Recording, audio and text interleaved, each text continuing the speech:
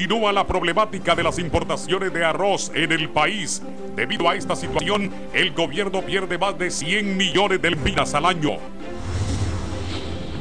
Tal y como lo había informado 11 Noticias anteriormente, ya es un hecho, los cafetaleros cuentan con Instituto de Previsión. Estas y otras informaciones a continuación en 11 Noticias, primera hora. Iniciamos en esta mañana con las informaciones conociendo el visor nocturno de la capital de la República.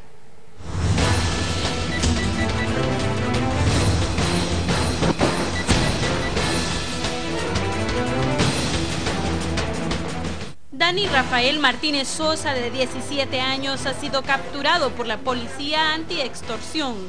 Se presume que pertenece a una banda de extorsionadores. Se capturó infraganti mientras esperaba 30.000 lempiras y ha pedido a su víctima, comerciante, que estaba siendo amenazado. Pero Dani Rafael Sosa dice que es inocente y solamente esperaba en la estación de buses del Metro More Tegucigalpa mientras pasaba un momento romántico con su amada. No, yo no, sino que yo estaba ahí con mi novia, ahí esperando a mi novia, pues. Le llegó mi novia, entonces yo estaba rebanando en una esquina y se bajaron del carro verde y me pegaron una pistola en un sentido. Me dijeron, vos tenés que ir a traer un encargo. Sí, porque mi madre está pensando. ¿Dónde está su mamá? En Nueva Aldea. ¿Usted es un joven estudiante o a qué se dedica? No, me gradué de mecánico. Un hombre fue encontrado en horas de la noche en una caja de cartón en la acera de la Escuela de Ensayos Dionisio de Herrera en Comayagüela. El hombre se presume era dueño de un autobús. El cuerpo presentaba síntomas de tortura y se encontró amarrado. Y unas muchachas estaban acá y dijeron que hacía como una hora esos escarbadores de basura habían abierto la caja y habían encontrado al muerto. Y los cuerpos de Luis Armando Pinto, José Abraham Ortiz y Ever Joseph Betancourt ingresaron a la morgue capitalina. Supuestamente fueron víctimas de la violencia. Y un cadáver que oscila entre los 23 y 25 años se encuentra como desconocido aquí en la morgue capitalina, por lo que se pide a los familiares que han perdido a una persona entre esa edad que vengan aquí a ver si se trata de su familiar. Para el visor nocturno, en cámaras, Wilfredo Rodríguez. Para 11 Noticias, Diana Escalante.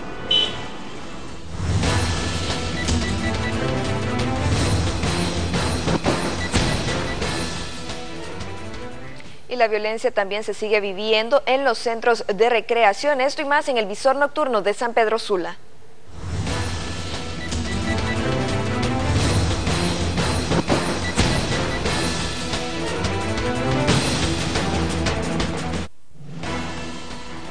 Nuevamente la sangre corrió en sitios que deberían ser para diversión, y es que las canchas donde se practica fútbol rápido volvieron a ver la sangre rodar en sus instalaciones.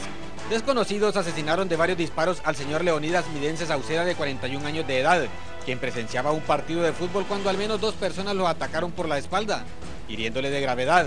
Una vez esté en el suelo, se acercaron para rematarlo. Más de 15 motocicletas y un vehículo fueron decomisados en varios operativos que se efectuaron en diferentes colonias del municipio de La Lima, donde las autoridades reportan un sustancial incremento de ilícitos que se cometen en estos vehículos.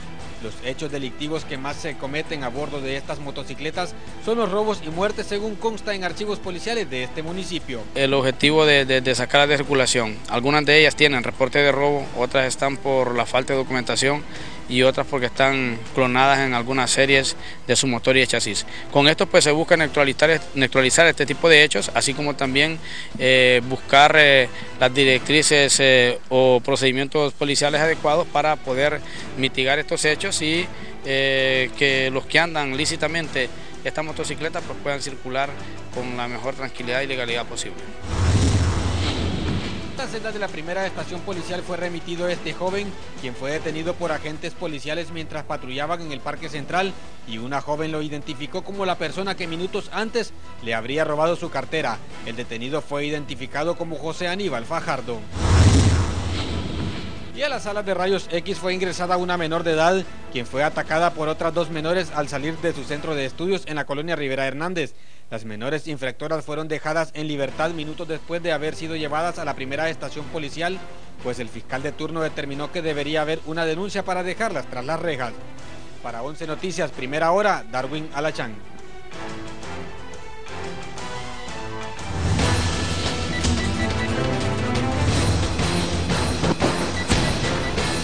En Tegucigalpa también la violencia es incontrolable. Asesinan a un padre de familia que trabajaba como cambista de dólares. Esto sucedió dentro de un microbús en las cercanías al Aeropuerto Internacional Toncontín, pero nuestro compañero Giovanni Villalobos tiene todos los detalles. La muerte campea por la capital. Esta vez se llevó al cambista Fausto Motiño Canales, de 45 años, quien quedó inerte en un microbús que recién había abordado en la salida al sur de la capital, cuando dos desconocidos lo acribillaron. Los dos hechores se le encaramaron encima al hombre y le dijeron a disparar de un solo. Parientes, ante la impotencia por este hecho que deja de pan en mano a 5 hijos, solo esperan que Dios se encargue de los victimarios. Nosotros ya no hallamos. Hay solo Dios. Yo se lo encomiendo a Dios. A Dios le dejan todo. Sí, a Dios. Dios. Por su parte, la policía dijo seguir algunas pistas sobre este hecho que ha venido a enlutar a otras familias capitalinas. Sí, ya todas las patrullas tienen las características como poderlos capturar. Hace algunos meses se conoció que otros desconocidos lo despojaron del dinero con el que realizaba sus transacciones en el aeropuerto Toncontín. Para 11 Noticias, Giovanni Villalobos. En otros temas, decenas de familias han resultado intensamente afectadas por las lluvias. Iris Urbina tiene los detalles. Las fuertes lluvias que se registraron en las últimas horas provocaron estragos en la zona norte, donde al menos 25 viviendas resultaron dañadas en el municipio de Yoro y unas 6 en el sector de Cofradía Cortés, dejando un total de 15 familias albergadas. Tenemos reportes de 25 casas que salieron afectadas, 15 familias que tenemos albergadas y 4 casas que tenemos destruidas en el municipio de Yoro, y también aquí en Cofradía, en Cortés, porque tenemos una casa que salió afectada. La familia está albergada en donde familiares. Doña Maribel Francisca Villeda relató los momentos de angustia que vivieron durante el aguacero, el cual inundó por completo su vivienda. Todo perdido, lo que era la comida, ahí la tenían en el cajoncito. Nadaban porque no podíamos sacarlas. El vecino aquel también, todo. Yo no podía salir porque por donde iba a salir no tenía salida. Pobladores de esta zona se encuentran preocupados, ya que de continuar las lluvias los daños pueden ser mayores, por lo que las autoridades municipales mantienen activados los comités de emergencia y realizan labores de prevención, monitoreo ante cualquier eventualidad. Para 11 Noticias, Iris Urbina. En relación a este mismo tema, nuestro compañero Víctor Valladares nos proporciona un balance de las personas que han resultado fallecidas producto de este temporal que afecta a nivel nacional. Veamos. Las autoridades de la Comisión Permanente de Contingencias confirmaron la muerte de 2 personas quienes perecieron fulminados por un rayo durante una tormenta en la zona norte del país. Perecieron ayer por la caída de un rayo. Estamos verificando los datos de estas personas para poderlo brindárselos. La situación se agrava en varios sectores del territorio nacional debido a la destrucción de las carreteras y algunos vados, varias cajas puentes y otros daños provocados por las lluvias. Hemos tenido fuertes lluvias en todo lo que es la zona sur el día de ayer, también en la parte de Yoro, en la parte de San Lorenzo, en todo lo que es parte de Occidente, donde hemos tenido muchas carreteras, las vías que están quedando incomunicadas. Los llamados de auxilio no se han hecho esperar por parte de las autoridades locales de varios municipios, donde las carreteras son intransitables en estos momentos. Estamos sumamente preocupados y más aún porque el Fondo Vial ISOPTRAVI no nos atiende los tramos que corresponde al gobierno de la República. Tenemos tramos carreteros que hace 6 años no se atienden, no se les da el mantenimiento. Estimaciones preliminares en poder de las autoridades de Copeco revelan que unas 40.000 familias se encuentran aisladas en estos momentos producto de las lluvias, situación que podría agravarse en los próximos días de continuar las mismas. Para 11 Noticias, Víctor Valladares. Hacemos una pequeña pausa comercial, pero en instantes retomamos las informaciones.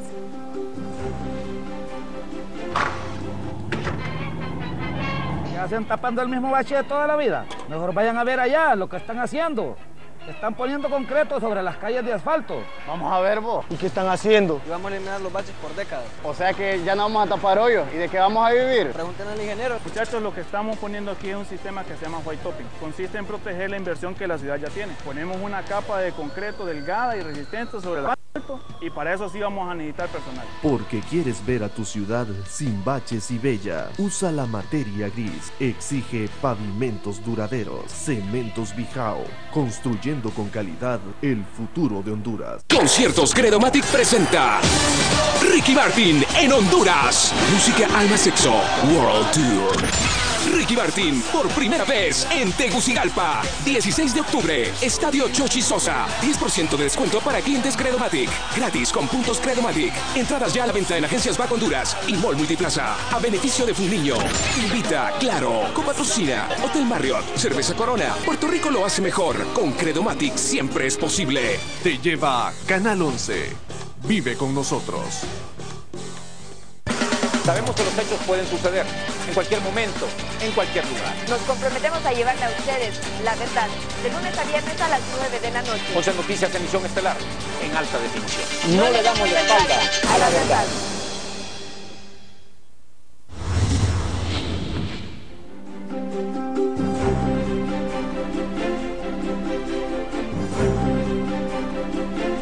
Continuamos esta mañana con más informaciones. La Secretaría de Salud ya tiene listo el presupuesto que propondrá para el Congreso Nacional para el año 2012. Es una anarquía donde ellos pretenden hacer lo que quieren. El titular de la Secretaría de Salud, Arturo Bendaña, explicó ante la Comisión Técnica Especial de Presupuesto del Congreso Nacional, Secretaría de Planificación y Finanzas, los motivos que obligan a esta dependencia a solicitar un aumento de presupuesto para 2012 de 914 millones de lempiras. Bendaña apuntó que el incremento se destinará para hacerle frente al crecimiento vegetativo que comprende 884 millones para el pago de conquistas y colaterales con las organizaciones sindicales que existen en la Secretaría y 30 millones en compra de medicinas.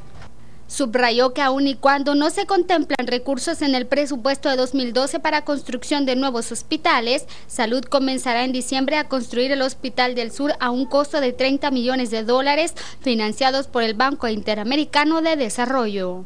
Por su parte, la Comisión Técnica del Congreso Nacional, Secretaría de Planificación y Finanzas, sugirieron a Bendaña eficientar los recursos que le aprueben para el 2012. Con la petición del incremento del presupuesto de salud, descenderá a 10.657.973 lempiras.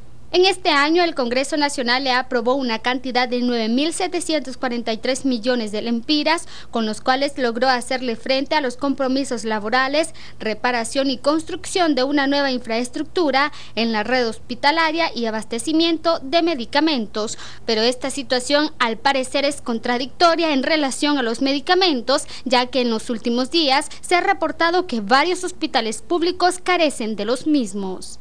Para 11 Noticias, Clelia Cárcamo.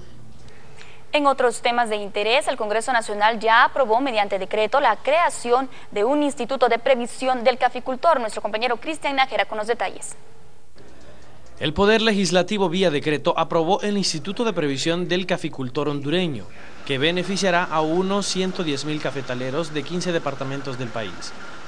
Anteriormente, un grupo de caficultores se apersonaron en los bajos del Congreso Nacional para hacer presión a los legisladores y aprobar este decreto que los beneficiará. Por su parte, el presidente del Congreso Nacional, Juan Orlando Hernández, dijo que ya era tiempo de que los productores del café estén integrados en un sistema de previsión, ya que Honduras es la sexta potencia a nivel mundial y la primera en Centroamérica en exportar grano de calidad. Prueba de ello es que en el país varias marcas de café han sido acreedoras de los primeros lugares en la tasa de excelencia de calidad en el mundo. Por su parte, uno de los productores dijo que este nuevo instituto comenzará a funcionar con los fondos de un préstamo otorgado por el gobierno de Taiwán y con las aportaciones que hagan cada uno de ellos, siempre contando con la ayuda del gobierno. Esos fondos serán fiscalizados por los entes contralores, la Comisión de Banca y Seguros, entre otros. Para 11 Noticias, Cristian Nájera. Samantha Velázquez nos informa que ya está listo un proyecto que permitirá la creación de un tribunal constitucional. El Congreso Nacional ya tiene listo el proyecto de ley de creación del Tribunal Constitucional, el cual estará conformado por especialistas en derecho constitucional, según reveló uno de los diputados. El funcionario dijo que el proyecto ya está listo y que es confidencial, ya que tienen que analizarlo porque es simplemente una herramienta de trabajo. Explicó que dicha herramienta servirá para cuando hay un conflicto entre el Congreso y la Corte Suprema, entre el Ejecutivo y el Tribunal Electoral. Esto lo debería conocer la Sala de lo Constitucional, en este caso Tribunal Constitucional, pero con más autoridad y con más propiedad. Los profesionales que formen parte de este tribunal tienen que ser especialistas, personas expertas en derecho constitucional. La creación del Tribunal Constitucional es una de las recomendaciones finales de la Comisión de la Verdad y Reconciliación. Para 11 Noticias, Samantha Velázquez. En temas educativos, Darwin Alachán nos informa que el año lectivo en San Pedro Sula se extenderá por 15 días. 15 días es oficialmente la extensión que se le hará al calendario académico en la zona norte del país. Esto lo confirmó el director de Educación en el departamento de Cortés, por lo que el año académico finaliza el 15 de diciembre en el nivel secundario, no así en primaria que finaliza el 30 de noviembre. Recordemos que primaria y prebásica se mantuvieron en clases una vez que haya pasado la huelga de los maestros, y de ahí únicamente los problemas que se dieron fue en algunos 7 u 8 institutos de educación media, que es donde más nosotros exigimos que se alargue un poquito más el periodo, y se ha consensuado con los directores y eso es lo que se ha hecho. Este anuncio causó inconformidad en la dirigencia magisterial de educación primaria, que aunque no se alargó el año, este nivel deberá realizar actividades extracurriculares los días sábados que restan del calendario escolar. Las huelgas de maestros y alumnos, según confirmó Benítez, dejó al menos 100 días sin clases en todo el país. En el nivel secundario sí, sobre todo porque los muchachos tuvieron un movimiento ahí huelguístico en el cual ellos tuvieron tomadas las instituciones de educación media, no así en el sector primario. En el sector primario estuvimos laborando normalmente. Otro de los aspectos que analizan en la zona norte del gremio magisterial es el emplazamiento que se le ha dado al ministro de Educación, Alejandro Ventura, para que cancele el pago a más de 5.000 maestros, o de lo contrario de nada servirá la extensión al calendario académico, pues se irán a huelga. Para 11 Noticias, Darwin Alachán. Siempre en temas de educación, Víctor Valladares nos informa que el gobierno ya tiene un plazo para efectuar los pagos atrasados a los maestros. La dirigencia magisterial ha dado un nuevo plazo al gobierno para que se ponga al día con los sueldos de los mentores. Caso contrario, amenazan con un paro indefinido a partir del próximo 21 de este mes. Si el gobierno de Pepe Lobo sigue mintiendo, si el gobierno de Ventura, de William Chong y el 20 no pagan, el 21 la FON anuncia un paro general, un paro en los 18 departamentos del país. El mismo plazo han dado a la Junta Interventora del INPREMA, a quienes exigen resultados contundentes sobre las investigaciones que aquí se realizan. Y nosotros exigimos de que se den nombre y apellidos, y si hay que tomar decisiones a través de los tribunales de justicia para sentar un precedente en este país, por ahí hay que hacerlo entonces. Las autoridades educativas aseguran que ya se envió la planilla correspondiente a este mes a Finanzas, y en este pago ningún maestro quedará sin su salario. Se ha incluido una enorme cantidad de compañeros que necesitan pago de quinquenio, de trienio, de calificación académica. La dirigencia magisterial amenaza con tomar acciones si este 20 de octubre no se cumple con el pago de los salarios a sus agremiados, y la primera medida sería decretar un paro indefinido en el sistema educativo público del país. Para 11 Noticias, Víctor Valladares. Es momento de hacer nuestra segunda pausa comercial. Lo siento, pero esta es la gota que derramó el vaso. Siempre es lo mismo. Ya no puedo confiar en ti. No, se acabó. Te me vas. Despídete de lo viejo. Con las grandes ofertas de aniversario de Electra, estrenas algo mucho mejor. Además, participa en el sorteo de 10 viajes a Cancún, 6 motos Itálica, o juega en el raspadito electrónico. Recuerda que si pagas puntual, tu semanalidad es más baja.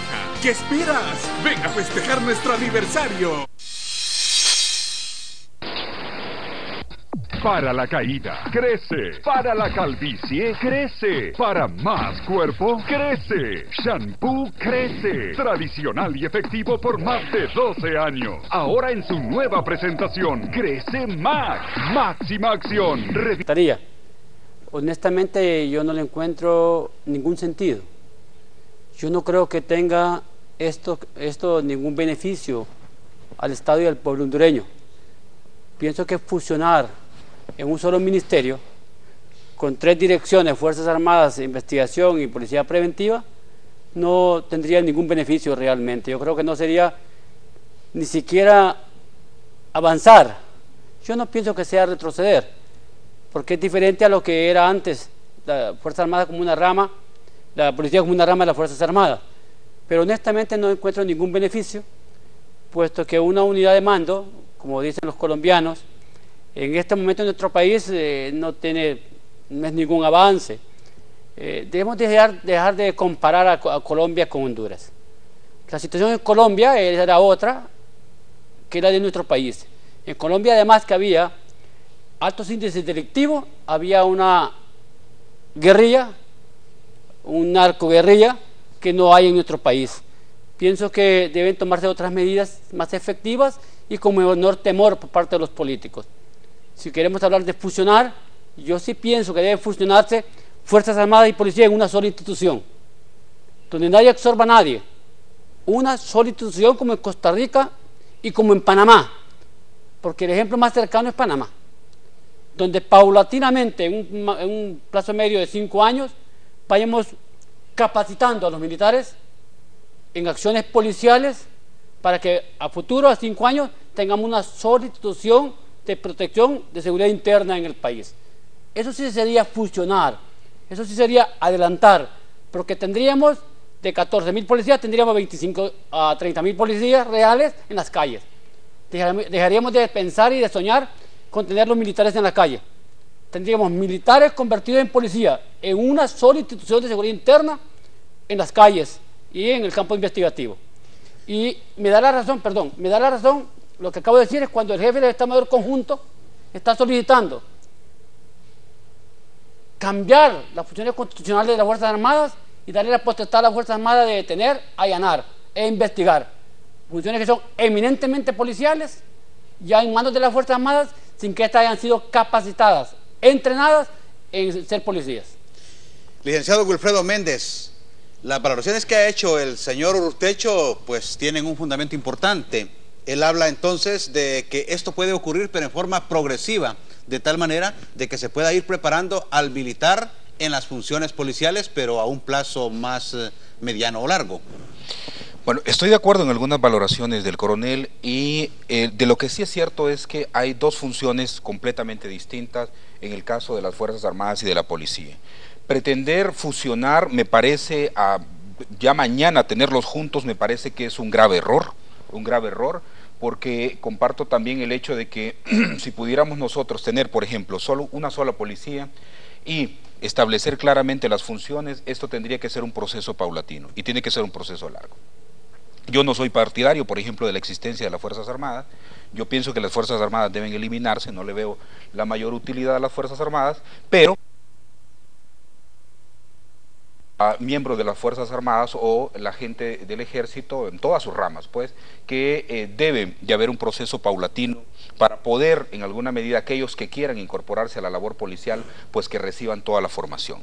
Pero el asunto, licenciado Roberto, es por qué estamos llegando a estos momentos, y estos momentos a ustedes le indican claramente lo siguiente. En el 2004 nosotros teníamos el 45.9 de muertos por cada 100.000 habitantes.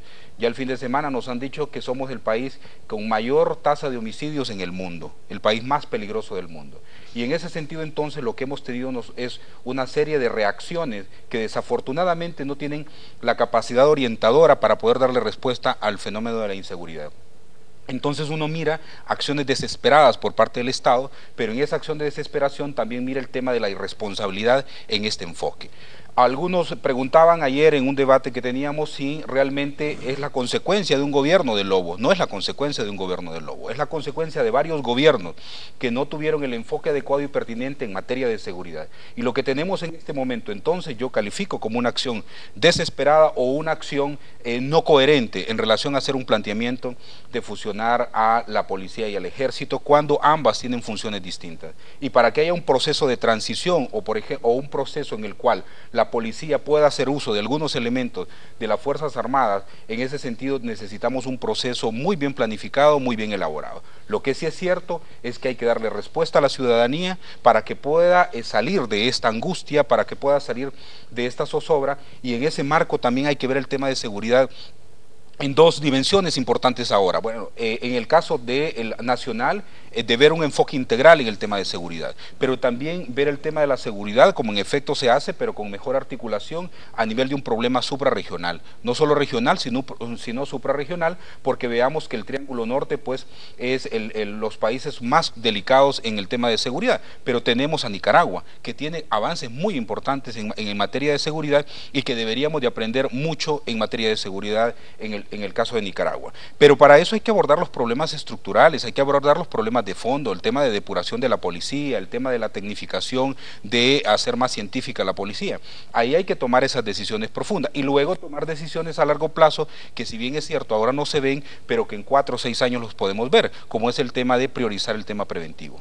Pasar en forma progresiva la capacidad de los miembros del ejército a lo que son las funciones policiales, ¿es viable? ¿Considera usted que eso es correcto como lo plantea el señor Urtecho? Puede ser, pero eso hay que estudiarlo, hay que someter a un proceso, por ejemplo, muy fuerte de investigación científica para saber cómo se puede dar un proceso evolutivo, y no hablo de las Fuerzas Armadas en su conjunto, no, hablo del hecho de que pueden algunos miembros del ejército que quieran continuar en la labor policial, incorporarse a la labor policial, pero hay un enfoque distinto, claro, pero hay un enfoque completamente distinto, incluso, por ejemplo, en los derechos que estudian, el derecho humanitario para las Fuerzas Armadas, los derechos humanos para la policía, es decir, hay que hacer todo un proceso bastante complejo, pero no hablo de fusionar Fuerzas Armadas y policía, hablo de un proceso en el cual la policía realmente sea la única instancia que gobierne en el país y la policía perfectamente puede tener una rama que se encargue de vigilar las fronteras en el país. Coronel Urtecho, usted habla de que sería un error grande, sin embargo es una situación que está planteada por el propio presidente de la República,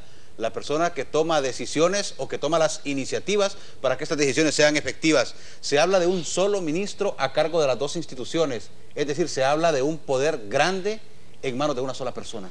Mire, es que el poder en manos de una sola persona no es un tema conflictivo.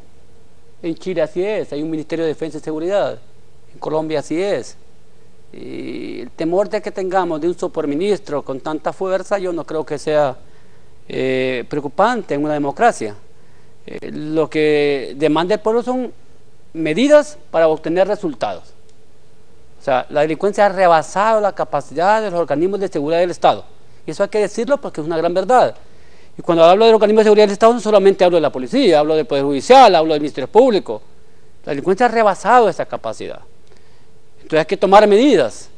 Lastimosamente nos estamos yendo por las ramas, no nos estamos yendo al tronco del árbol.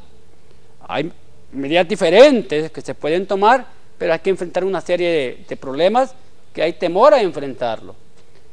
Yo fui graduado de la Escuela Militar General Francisco Morazán, debo querer a la Escuela Militar General Francisco Morazán y a las Fuerzas Armadas. Tuve 27 años en la policía, saqué todos los cursos habidos por haber que hay en la policía. Sin embargo, primero es el país y después son las instituciones.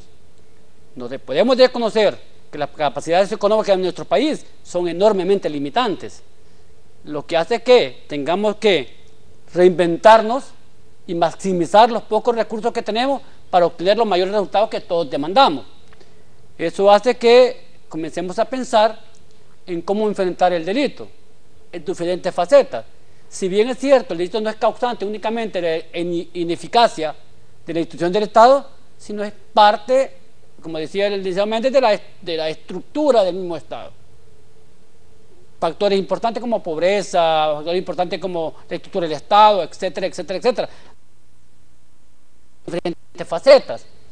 Pero no pienso yo, honestamente, con la disculpa del señor presidente, que unificando el mando, porque no es fusionar, está unificando el mando de las dos instituciones, eso obtenga mayores resultados. Yo no hablo de retroceso. Retroceso sería volver a la policía a una rama de las Fuerzas Armadas. Pero unificar el mando, el único riesgo que se corre es que cuando de esas tres áreas que dice el presidente, Fuerzas Armadas, Investigación y Policía Preventiva, alguna por mayor poder obtenga mayores recursos. Y comencemos a limitar, como era antes, limitar los recursos de la policía. Y ese es el mayor riesgo que se corre. Pero me llama la atención también que dijo el señor presidente, si yo no me equivoco, es que iba a tener el ministro su propia policía de investigación aparte. Esto no tiene ningún pie ni cabeza por ningún lado. Aquí se aprobó la ATIC en los últimos meses, el último mes del gobierno de facto. Y el primer decreto que emitió este Congreso fue derogar la ATIC. Y la derogó a pedimiento de Oscar Álvarez. En primer lugar porque habían 40 millones de dólares que venían de investigación y había que caerle ese dinero. Yo no digo que para robarse, lo digo que para lo que fuera. Pero el Ministerio Público necesita una policía de investigación, eso no hay ninguna duda, no tiene. Yo honestamente arrancaría con que el Ministerio Público tenga una policía de investigación para que se encargue del delito de crimen organizado y la Policía Nacional una policía de investigación para el delito común, lo que pasa en Estados Unidos, una policía federal que se encarga de los delitos federales y una policía estatal que se encarga de los delitos comunes. Entonces tendríamos nosotros que separando los dos tipos de delitos tendríamos mayor enfoque y mayor recurso para enfrentarlos. Licenciado. Me comparto esta segunda parte con el coronel completamente. Miren, en efecto creo que falta el valor, la valentía para tomar decisiones y en este marco pues tiene que ver, lo más dramático en esto es que se ha trabajado durante estos últimos años en el tema de, por ejemplo, civilizar, volverlo al ámbito civil a la policía y desafortunadamente todavía no terminamos de hacer que la policía tenga esa orientación civil. Efectivamente, el secretario de Seguridad es una figura decorativa en la Secretaría, quien manda efectivamente es el director de la policía. Y en eso no hay que equivocarnos. ¿De qué le sirve a usted un supraministro ahí si no va a mandar nada? Pues no mandan dos ministros, mucho menos cuando mande uno solo. Y eso en efecto no tiene mayor trascendencia. Y le menciono lo dramático en esto es que si bien es cierto, durante estos años se ha abordado, por ejemplo, el tema de seguridad en meramente reactivo, se ha hecho mal. Entonces el punto es, ¿cómo nosotros hacemos que la unidad de asuntos internos, por ejemplo, de la policía sea efectiva?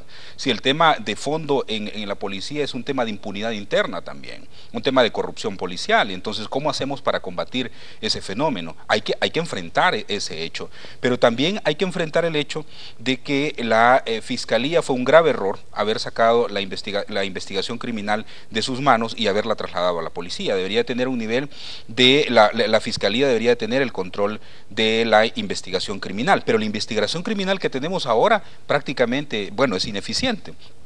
¿Cómo hacemos para tecnificarla y para hacerla más científica? Luego hay que recordar lo que el secretario de Seguridad mencionó al momento de salir. Es más fácil sacar a un secretario que a un policía corrupto. Entonces, ¿qué es lo que le queda a usted en el ambiente? Que Porfirio Lobo Sosa está protegiendo a una policía, a policías corruptos dentro de la institución y no está ejerciendo la labor a profundidad. Luego, en este marco entonces, solo en el tema reactivo, usted encuentra, al revisar las distintas facetas para el tema de seguridad, encuentra que desafortunadamente ni siquiera en ese ámbito usted ha logrado profundizar.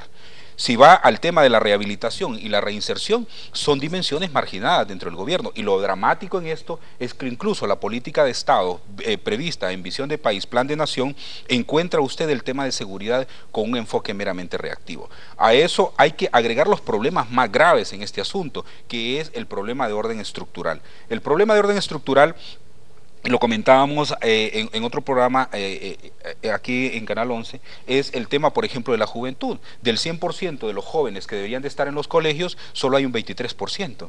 No tienen trabajo, no tienen educación. Entonces, se ve al joven, por ejemplo, como victimario, pero no se le ve como víctima de un sistema injusto, cuando el 69% de la población hondureña es menor de 30 años. Entonces, hay que ver estos problemas que tienen que ver con corrupción, con impunidad, con desigualdad social, para poder avanzar. y aquí hay que también tener el tema de la responsabilidad que tienen las organizaciones sociales en el país, que tiene el Consejo, que tiene la empresa privada en la nación. Aquí hay que ver el enfoque desde un enfoque integral.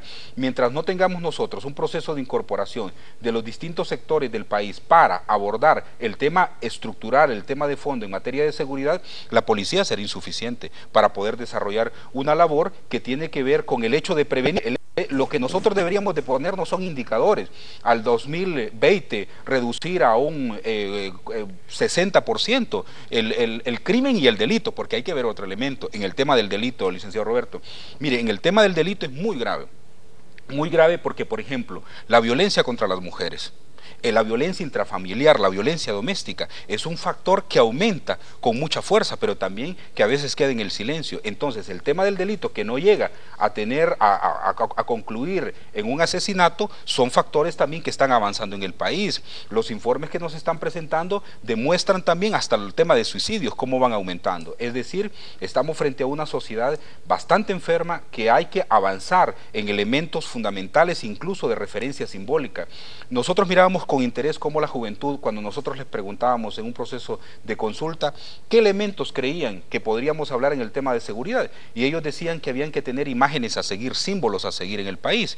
¿Y por qué? Se preguntaba uno, y en efecto, fíjense que tienen mucha razón ellos, es decir, en la medida en que ellos miren modelos de personas a seguir en el país, eso también les da un referente de ser mejores, valores éticos, valores morales, el respeto de la vida, la convivencia armónica, son de profundo interés para que hablemos en el tema de seguridad. Coronel, usted me hablaba de que tiene muchísima experiencia tanto en la rama militar como en la rama policial. Si partimos de una hipótesis, de una posibilidad, de una situación de que el presidente o que estuviera en sus manos hacer algo en este momento, ¿de qué manera lo plantearía usted? ¿De qué manera le entraría? Porque el presidente ha dicho que es para el combate urgente del narcotráfico y del crimen organizado, porque como usted mismo lo ha dicho, es como un grito de auxilio de la población. Ya no hay forma de esperar más, de planificar tanto, sino de hacer acciones que puedan tener algún resultado. Con toda la experiencia que usted tiene, y que por cierto ya estuvo en la policía y fue director de la policía, ¿qué acciones emprendería de inmediato? Solo quiero tomarme 20 segundos para hacer un pequeño comentario, una pequeña reflexión. Yo esa frase de que es más fácil sacar a un ministro que a un policía corrupto, en boca del ministro no la acepto. Si un ministro después de estar 6 años en el Ministerio de Seguridad dice esa frase y al final de 6 años da cuenta que no le ha depurado a la policía, solo representa que es inoperante. Y hay que decirlo. O que hay un jueguito detrás. ¿Cómo puedo decir yo que tuve 6 años en el Ministerio de Seguridad que no pude depurar a la policía? Es inoperancia. Y hay que decirlo. Porque aquí hay temor de decir las cosas y hay que enfrentarlas. Perdone, coronel, o que hay un juego político detrás de todo ese planteamiento, ¿verdad? De repente. Ahora, la segunda parte. Mire, lo que pasa es que aquí no ha habido, ni hay en este momento políticas públicas de seguridad. Aquí cada presidente que llega hace sus propias medidas a su propio conocimiento. Y en nuestro país tenemos un problema serio, que somos todólogos. Los políticos creen que saben de policía, como yo sé, de la NASA. Y hay verdaderos estudiosos en las ciencias policiales que deben abocarse para hacer políticas públicas y poder sacar paulatinamente el problema de la inseguridad. Nadie tiene la varita mágica ni nadie es superhombre para resolver la problemática de delincuencia en este momento. Pero sí, en un grupo multiintelectual en las diferentes áreas pueden reunirse, centrarse, hacer los estudios correspondientes, ir tomando las medidas en todos los sentidos. No se combate la delincuencia con leyes. Aquí, cuando la incidencia delictiva está muy alta, comienzan a mandar medidas, regulaciones, nuevas leyes, reforma de leyes al Congreso, como que fuera quien abre la llave y sale un chorro. Por ejemplo, aquí hay un delito X y hay que penalizarlo. Que ponerle 500 años de cárcel. Y ese no es el resultado, la historia fracasó en el mundo moderno. Por ejemplo, hablemos de los asesinatos. Antes el asesinato era de 20 a 30 años. Pasó de 30 a 40 y hay más asesinatos hoy que antes. Porque el delincuente, el que delinque, piensa que no lo van a capturar y no le interesa la pena que se le va a imponer para cometer el delito. Mire, la reducción de las estadísticas delictivas pasa en primera instancia por la eficiencia y eficacia de la policía. Esa es la primera forma. El delincuente que delinque porque considera que no lo van a capturar y que no va a ser castigado. Tenemos que arrancar por eso. Por los pocos recursos que tenemos, repito, hay que maximizar sus resultados. Este es un país pobre, con pocos recursos. De los pocos recursos que tenemos, maximicemos resultados. Yo pienso, si yo fuera presidente, que no pienso hacerlo nunca porque no soy político, yo pienso que me sentaría con el problema de seguridad y lo tomaría en serio. Yo les pongo un ejemplo. Cuando el presidente Zelaya iba a asumir el poder, me llamó, yo le presenté una serie de 34 recomendaciones. A los 2 años de estar en el poder me llamó, porque la incidencia delictiva iba incrementándose. Y me dijo, ¿qué hago? Le pregunté yo, ¿qué ha hecho lo que yo le dije? No había hecho nada. Entonces, recomendar para que después, cuando las cosas se incrementen sustancialmente y el pueblo que es el más afectado, porque el pueblo es el que sufre el impacto de la delincuencia. Los que andan, como el exministro, con 70 hombres armados, con 7 vehículos y 4 motos, están más seguros que cualquiera. Pero el pobre personaje que está en los pueblos, en áreas marginales, le roban la cadena, lo asaltan, lo matan, etcétera, etcétera. Entonces yo pienso que hay que sentarse de verdad y hay que formar un grupo multinacional, multiintelectual, para poder integrar medidas públicas de seguridad e ir atacando el delito en todas sus formas, y desde la estructura básica hasta el crimen organizado. Una pregunta sumamente sencilla y tal vez lo puede decir en muy pocas palabras.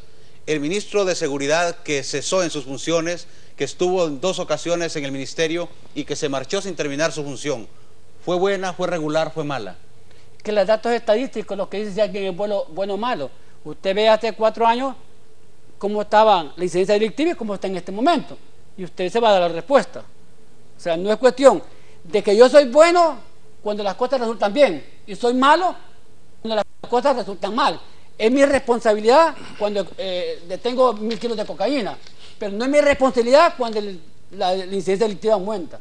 ¿Pero fue bueno, regular o malo? El pueblo debe decirse si está más seguro hoy o más inseguro.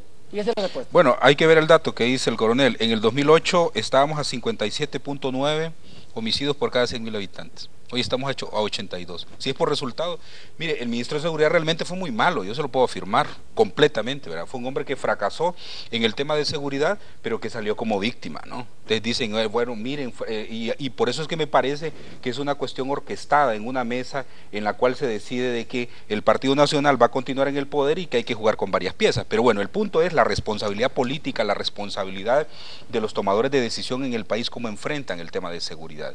Y ahí es cuando, en efecto, el país carece de una política nacional en el tema de seguridad. Y en efecto también, un problema, como se menciona en seguridad, que es multicausal, tiene que haber una intervención multisectorial, todos los sectores. Muchas gracias. Es todo en este tema. Volvemos en unos minutos con otro tema de profundidad.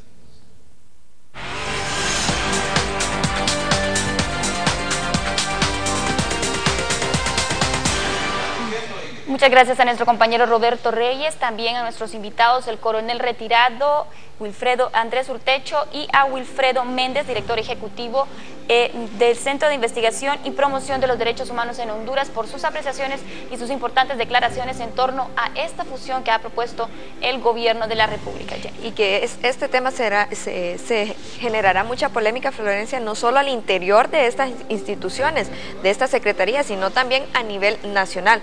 Todas las personas, algunos en contra, otros a favor, tal como lo anunciamos, y las estadísticas son las que hablan al final.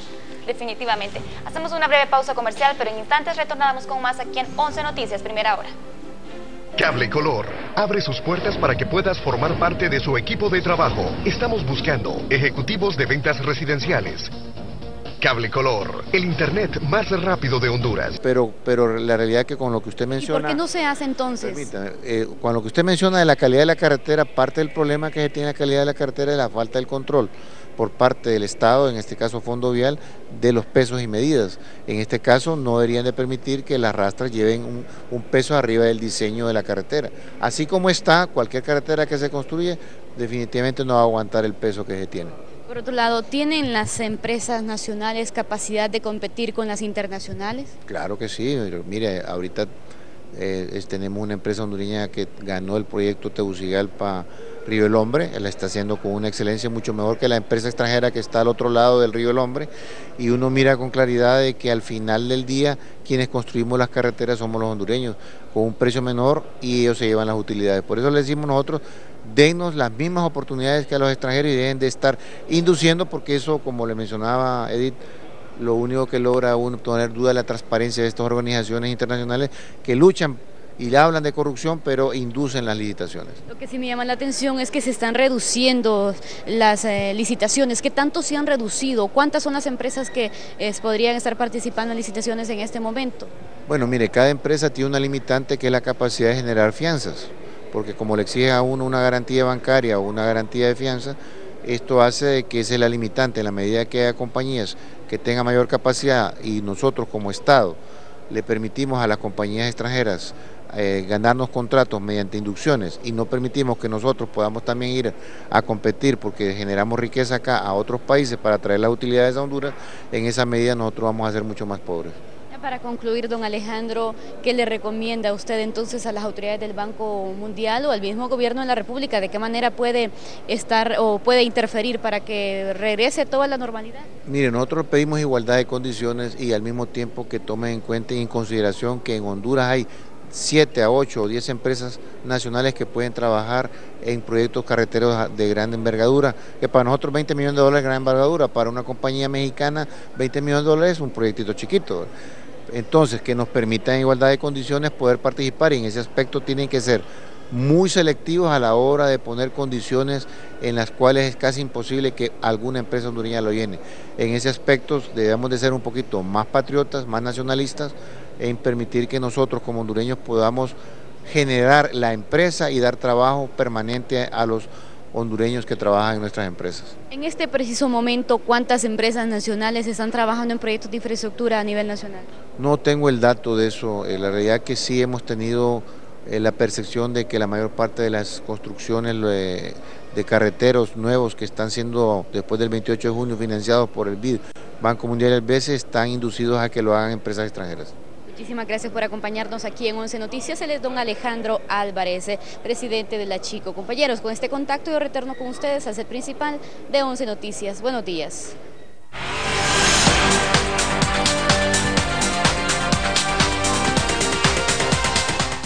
Gracias a nuestra compañera Edith Copland por este tema de profundidad, y sin duda alguna que es una mala noticia lo que se ha anunciado por el Banco Mundial para todas las empresas hondureñas. Y pasamos a temas económicos, siempre con nuestra compañera Florencia Alvarenga. Adelante, Florencia.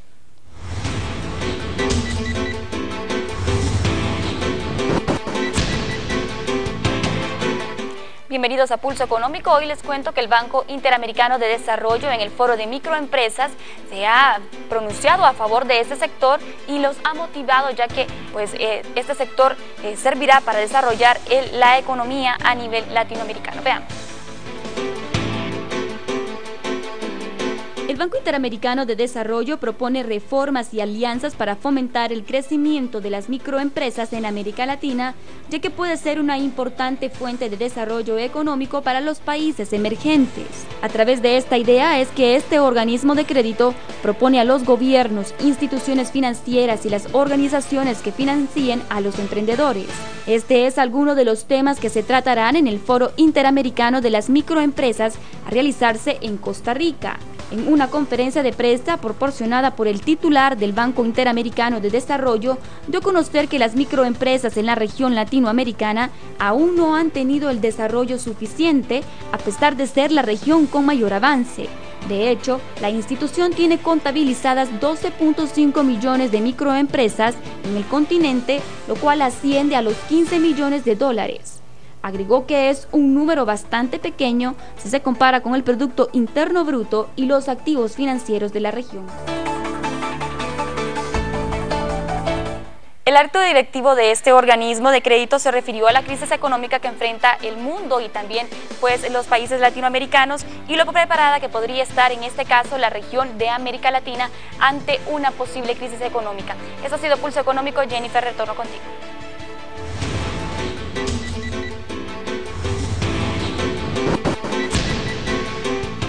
Gracias a nuestra compañera Florencia Alvarenga por el pulso económico de esta mañana. Nosotros nos separamos unos instantes nada más de las informaciones, pero en breve regresamos con más de 11 Noticias Primera Hora. Sol, diversión y belleza, una mezcla que solo encuentras en la ciudad de Miami. Pero una tragedia puede ocurrir en cualquier momento. Van a lograr salir, ¿no? Es lo más seguro. Los doctores de trauma son los más brillantes, los rockeros de la medicina. Y los de Miami Trauma 1 son los Rolling Stones. Solo la élite de cirujanos de trauma pueden evitar una muerte segura. Miami Medical. Sábados a la 1 de la tarde solo por Canal 11. Vive con nosotros.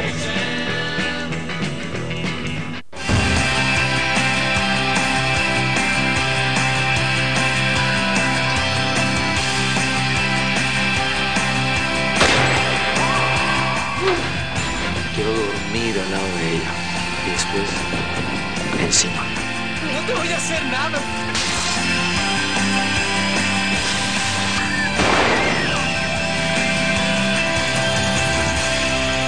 Lo mejor en telenovelas, aquí en Canal 11. Vive con nosotros.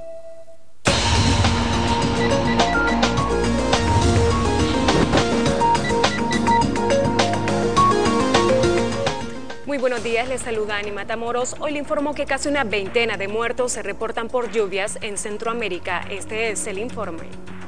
El temporal que en las últimas 24 horas ha azotado casi toda Centroamérica ha causado la muerte de cerca de una veintena de personas en Guatemala, Nicaragua y El Salvador, además de inundaciones y derrumbes en Costa Rica y Honduras.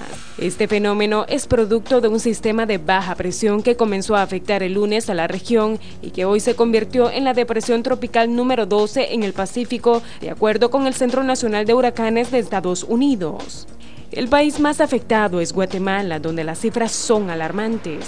Autoridades gubernamentales y de socorro informaron de al menos 12 muertos, más de 43.000 afectados, 8.600 damnificados y casi 1.000 albergados. También se han reportado numerosos daños que han colapsado mucha de su infraestructura. Hay bastante inseguridad respecto a las peñas, ¿verdad? Que hay bastantes barrancos y se provocan deslaves por la lluvia. Yo lo que pienso es que ya digamos sobra de que estamos en los últimos días, pienso yo. Solo pedirle a Dios, encomendarse uno a Dios, pedirle mucho, ¿verdad? Por todo el mundo. Ante la situación se declaró alerta roja en el país, que ha sido afectado casi en su totalidad. A 2 semanas de las elecciones en Guatemala no hay recursos para atender esta emergencia, ya que el gobierno lo destinó a otros sectores, algo que ya ha provocado fuertes críticas. Esta fue la información internacional. Continuamos con más de 11 Noticias.